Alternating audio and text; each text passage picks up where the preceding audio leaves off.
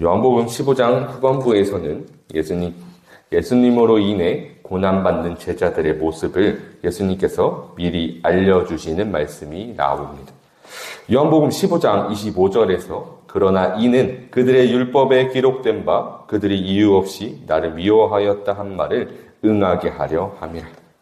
그런데 여기서 중요한 것은 저 세상에게 미움을 받는 것이 당연하다, 믿는 자들에게 당연하다고 말씀해 주시는 것인데, 그때 염려하지 않아도 되는 것은 예수님께서 우리보다 먼저 미움을 받았다는 사실을 기억하라는 것이었죠.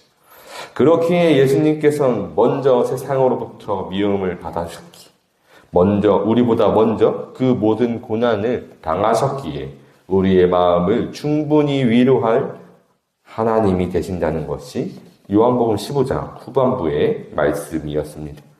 그것을 지금 제자들에게 이르시는 그 이유는 하나님 앞에 설 때에 실족하지 않게 하시기 위함이라고 오늘 본문의 시작은 이렇게 전하죠. 내가 이것을 너희에게 이름은 너희로 실족하지 않게 하려 함이니.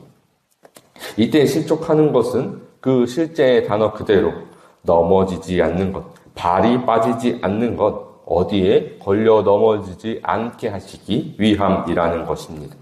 근데 그 걸려 넘어지는 이유가 중요할 것이죠. 걸어가고 있었기 때문에 어떤 돌불이나 웅덩이 등에 넘어지는 것을 의미합니다. 어떤 길을 걷다가 돌뿌리로 걸려 넘어지지 않게 하시기 위해서 예수님이 먼저 제자들에게 알려주시는 것이죠. 그리고 그들이 걷는 길 또한 지금 이 시간 함께 예배하는 저와 여러분이 걷는 그 길은 요한복음 15장 26절과 27절에 나타납니다. 내가 아버지께로부터 너희에게 보낼 보혜사 곧 아버지께로부터 나오시는 진리의 성령이 오실 때에 그가 나를 증언하실 것이요 너희도 처음부터 나와 함께 있었으므로 증언하느니라. 성령의 길을 걸어가며 예수 그리스도를 증언하는 길을 걸어갈 때에 겪는 고난과 환난에 대하여 미리 알려주신 것이죠. 이것이 그들에겐 큰 문제입니다. 왜냐하면 이 길은 믿음의 길이기 때문이죠. 지금 예수님이 제자들에게 이 말씀을 전하고 계시다는 것을 살펴봐야 합니다. 제자들의 실족이라고 함은 궁극적으로는 제자들이 예수님을 따르는 그 믿음의 길을 저버리는 것을 의미할 것이죠. 제자들은 유대인입니다. 하나님을 믿고 따르는 이스라엘 중에 특별히 전적인 예수님의 그 사랑으로 인하여 택함을 받은 자들이죠. 그런데 예수님을 죽인 자들 또한 유대인들입니다.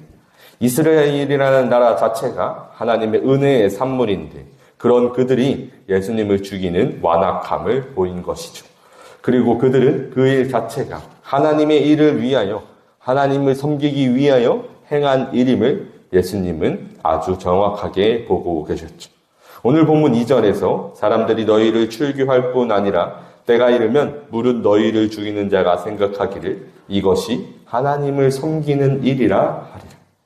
자신들이 세운 율법 속 자신들이 만들어내고 믿는 하나님을 섬기기 위하여 예수님도 죽였으니 앞으로 예수님을 증언할 그들의 삶도 동일한 하나님을 믿는다는 명목 아래에 이루어질 수많은 핍박 속 그들의 핍박 속에 너희는 믿음을 잃지 말고 걸어가라고 미리 전해주시는 것이죠. 저는 이야기 속에서 오늘날 여러 청년들, 저 세상의 이야기에 한 이야기가 좀 생각이 났습니다. 술을 마시거나 남을 험담하거나 그리스도인들이라면 꺼려지는 그러한 일들 앞에서 우리에게 한 미혹이 있죠. 야, 나도 교회 다니고 기도하고 헌금해. 그런데 이 술잔 한 잔 해도 아무 일도 안 생기더라. 그러니 한 잔 해.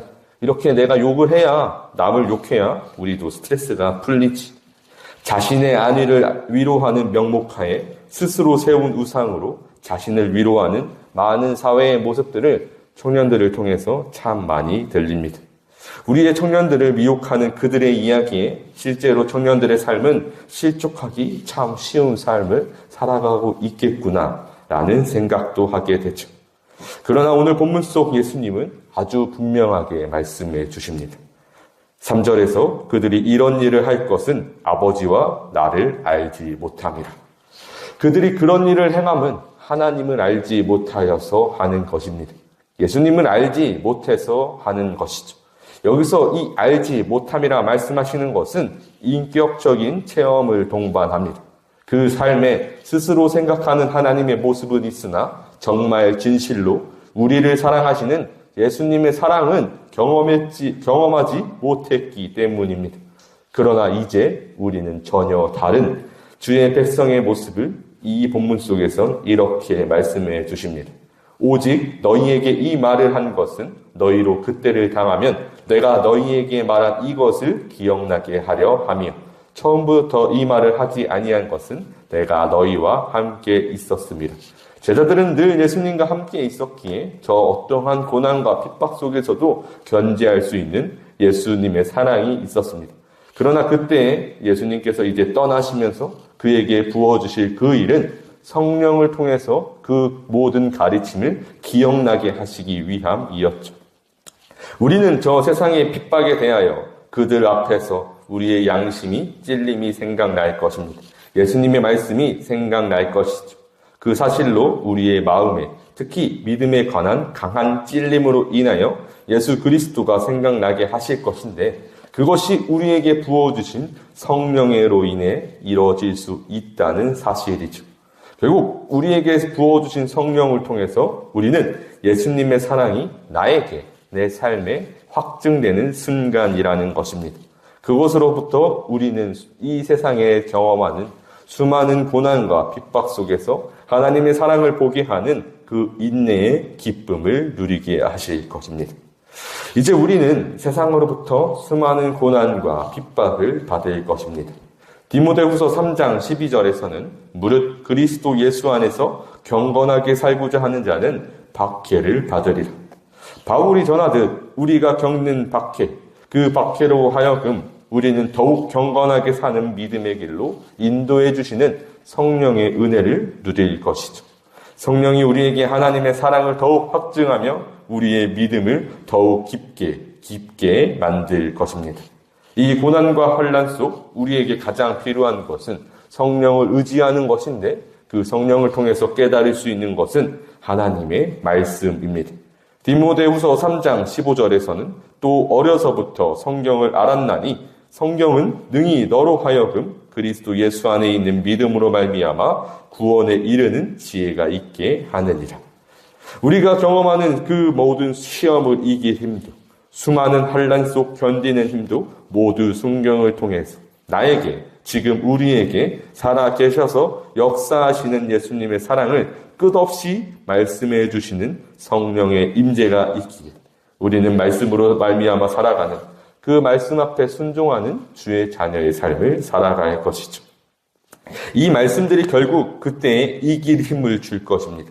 성령이 그 말씀들을 기억나게 떠오르게 깨닫게 하시어서 말씀 속에 거하시는 예수님의 사랑으로 끝까지 행하여 결국엔 하나님이 뜻하신 그 선한 일을 이루는 하나님의 사람을 온전하게 하시는 은혜를 우리에게 부어주심을 깨달아 주님 한 분만을 의지하는 주의 자녀가 우리 모두가 될 수 있을 것이죠.